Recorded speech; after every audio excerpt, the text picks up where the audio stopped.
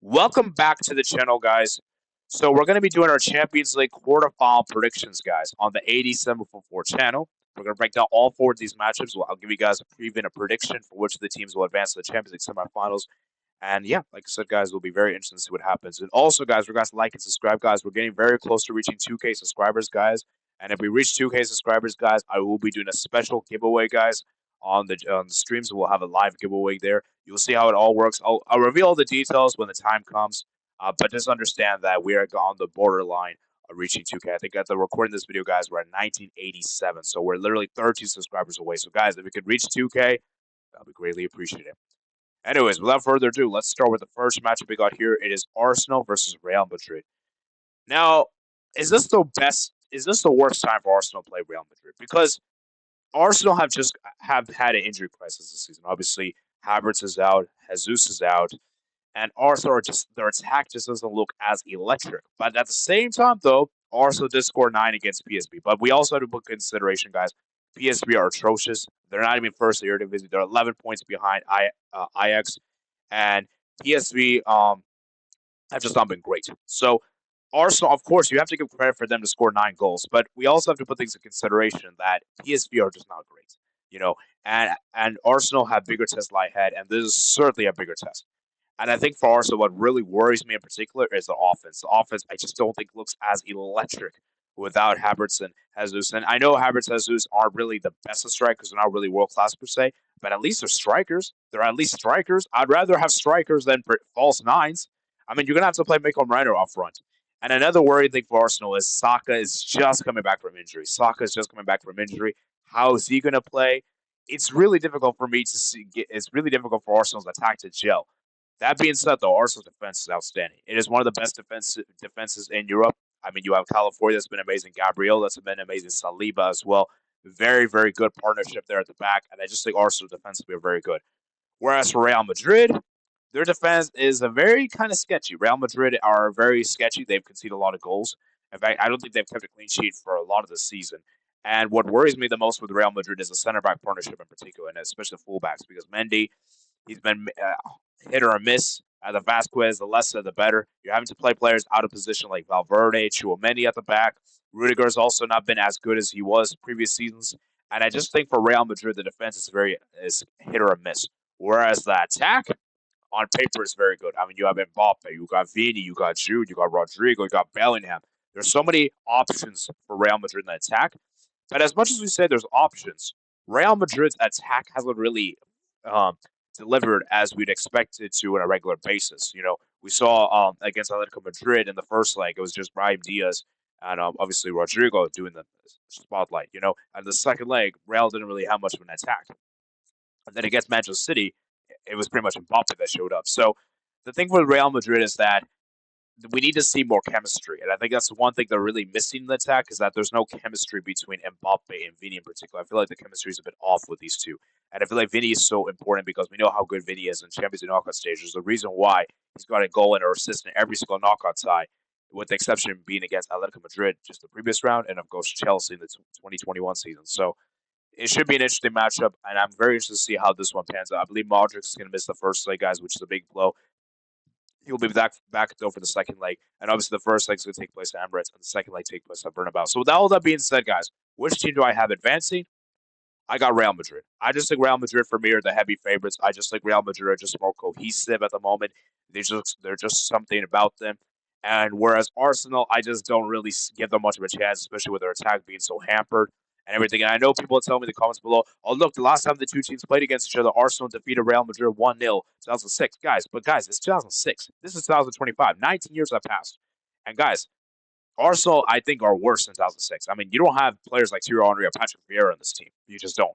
And Real Madrid, I mean, this team is probably better than 2006. So I think for Real Madrid, they're going to get revenge. They're going to make it through, and we're going to see them in the Champions League semifinals, guys. And you know what's really interesting, guys? Real Madrid haven't lost a quarterfinal matchup in the Champions League for a very long time. A very long time. So I believe that streak will continue, and I believe Real Madrid will advance to semifinals. Next up, we got Barcelona versus Dortmund, guys. Barcelona, man, we've been cruise control. La Liga, our attack is looking amazing, guys. Rafinha's been balling out. Yamal's been balling out. Pedri's been amazing. One of the best midfielders in the world. Kubarsi, one of the best defenders in the world. You can make an argument. Szczesny's also been great as well. Koundé as well, one of the best right backs in the world as well. And Barca just looks so electric in that attack. That attack is so devastating. Lewandowski as well, former Dortmund player, of course. And I just think Barca are just looking amazing. Hansi Flick has built this machine that just can't stop scoring goals, because I think that's the thing with Barca is that we're going to score goals in almost any given match. And I think there's only been a few matches where we haven't scored goals. And it's interesting. Whereas for Borussia Dortmund, they have been awful. They have not been good this season, guys. Dortmund have just not brought out their new coach, Niko Kovac. And obviously, we most remembered him for his failure at Bayern for barely winning the Bundesliga the final match day, 2018-2019, as well as the fact that Dortmund just haven't been great, guys. I mean, look at the table, guys. They're literally mid-table the Bundesliga. But, guys, Dortmund in the Champions League, though, is different. Like, I don't know what's up with Dortmund in the Champions League. Is like, it's like two different teams. Like, Dortmund in the Champions League is amazing. Like, they took down Lille, a Lille team that eliminated both Madrid clubs. That beat both Madrid clubs, Real Madrid and Atletico Madrid. And this is a team that were generally pretty good in the league phase, right? And so my thing with Dortmund is that what worries me the most is that defense. That defense is just so shambles. And I just think that for Dortmund, Grossi is the main guy, obviously Brandt as well, but that center back partnership, short of back, it's just looking very tough there. And Kobal as well. I rate Kobal very highly, but somebody's got errors in him, and I just think Dortmund's back line is so very worrisome. Whereas with Barca, our back line is also kind of sketchy. You could probably say Barca's back line is probably their Achilles heel, but I do feel that Barca's defense is still better than Dortmund. The one thing that is a bit weird though is that we finished the top two, but we don't have the second leg away. I don't know why. UEFA, please explain to me, because I was told that if we finish in top two, the second legs all will be at home in the Champions League. But it is what it is. That's just how it is. So now, which team do I think is going to advance, guys? I think Barca's going to advance. I just think Barca for me are just overwhelming favorites. I just don't trust Dortmund's backline in particular. I don't really trust them in particular, and I just feel like Barca our attack is just so devastating. We're gonna beat them, I believe, and I just don't see Dortmund doing it, man. And I really don't. So, like I said, we even played against each other in the league phase, and Barca got the better of them in Dortmund. So it's really hard for me to really give much of a chance for Dortmund. That being said, though, the second leg is at their crib, so maybe if Dortmund can get a draw and win at home, but if we win big at the home game, then, which I think is very possible, then the second leg will just be a formality. But whatever the case is, man, we'll see what happens. As we move on to match number 3, guys, we've got PSG versus Aston Villa, guys. PSG, man, you have to give a ton of credit to them what they did in the previous round by eliminating the Champions League favorites Liverpool, and the round of 16 was commendable. And to do it away at Anfield is incredible, guys. And I look at this PSG team; they look so devastating. I mean, you got Dembele, you got Kvaratskhelia, you got Hugo Dure, you got Desiree Dure, sorry. And I just think PSG, for me, have so many options up front. I think their attack is devastating. The only thing that PSG are lacking is a striker, which is a big problem. And I think the defense is outstanding. I mean, Pacheco was fantastic. I thought Donnarumma was also great as well. Nuno Mendes was also outstanding. Fabian Ruiz, Vitinha. I thought that midfield was brilliant. Joao Neves as well. I really rate PSG as a whole. The only thing PSG are lacking in is the finishing. Because let's be real, guys, PSG should have destroyed Liverpool. Like, even though the aggregate was 1-1, PSG probably should have scored. The aggregate probably should have ended 5-3 to PSG or 4-2 to PSG.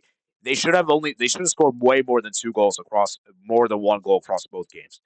Whereas for Aston Villa, Unai Emery, we know how good of a manager he is. We know he's a cup manager, guys. We know his relationship with PSG. To this day, I still think he's angry about that 6-1 defeat at the Camp Nou, and that's probably his worst L. He's probably taken his entire career. So I think it'll be very interesting to see if he can get revenge against his former team. Obviously, you got players like Marco Asensio, being a former Parisian, got loaned out to Aston Villa. Now, I don't know if he can play this match. I would hope he can. It would be very interesting if he can play against this match. And we know Aston Villa have such a very good offense. I mean, you have, obviously, Ollie Watkins is there. Rashford is also there. You got Asensio as well. And I really like this Aston Villa team. And obviously, the goalkeeper, Emi Martinez, will be great. Imagine this goes to pens, guys. Emi Martinez versus Donnarumma. Take your pick who wins. My only problem with the Aston Villa, though, is I just don't think they've been challenged. I just don't think they have really been challenged. And I feel like they kind of got somewhat of a lucky path to get to the quarterfinals. I mean, obviously, not everything's been lucky because they did still have to play Bayern Munich, and you have to give credit. They did manage to beat Bayern at home, and they did beat a Club Brugge team that had pretty much smashed up on Atalanta. So obviously, they're here for a reason. But I do feel like their path, the fixtures wasn't as difficult, and I feel like this will be probably the first difficult test in the Champions League. I also feel like Aston Villa's defense is very sketchy. I don't really rate the Villa defense like that, and I feel like the Villa defense could be susceptible in this kind of game. And with PSG obviously playing a lot in transition, so which team do I think is going to win, guys?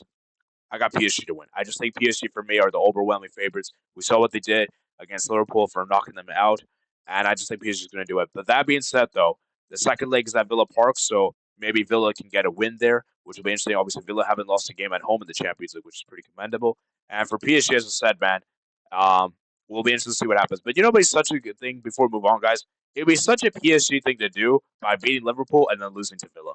I could definitely see that happening, and it wouldn't surprise me. I mean, we saw it last season where PSG eliminated Barca and then next thing to lose to Dortmund. So it wouldn't surprise me, but I do have PSG coming out on top.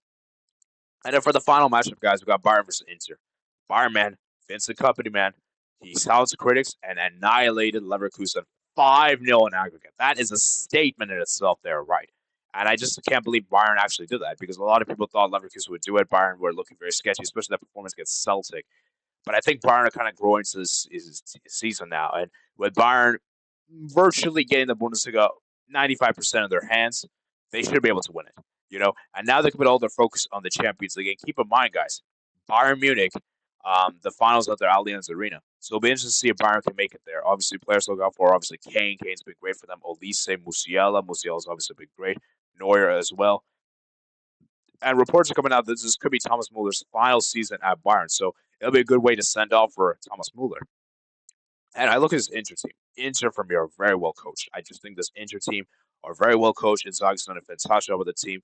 Players like Thuram has been amazing. Bastoni, Sommer. I really like DeMarco as well. I think Inter for me is looking really good. The only issue I have with Inter is that Lautaro has not really been as good as last season. I feel like Lautaro has been a bit underwhelming. And this is where I think for Inter, this could hurt their chances because we see Inter play really good guys, but they just don't take their chances. Whereas for Bayern, I think the big issue is their defense. As good as they were against Leverkusen, most of the times the big games, their defense has been very, very, very, very miss. I mean, Kim and Jay, Upamecano, they're both error prone. I mean, you could potentially have this scenario where you could have Guerrero play this game, and who I think is error prone as well. You're playing a makeshift guy right back, Connor Limer, and you could have a recipe for disaster. And also the fact that Neuer's out injured. So I think Bayern's defense is very much limited. So it's going to be a very interesting one because for me, guys, this is probably the most closest match in the quarterfinals. I think it's the one that could go either way. It's 50-50. But for right now, guys, I have Inter as a favorite. Just because I have Inter, the reason why I have Inter doing this, guys, is because the second leg's at San Siro, as well as the fact Inter have been really good defensively, guys. And for me, Inter is the best defensive team in the world. I mean, they've only conceded 2 goals in the entire Champions League phase in the quarterfinals, which is outstanding. So it shows how difficult it is to score against this Inter team. And I do feel like Bayern will have difficulties breaking down this Inter low block. So there you have it, guys. That is my Champions League quarterfinal preview, guys. Let me know you guys think of the comments below. Remember, guys, to like and subscribe. And yeah, peace out.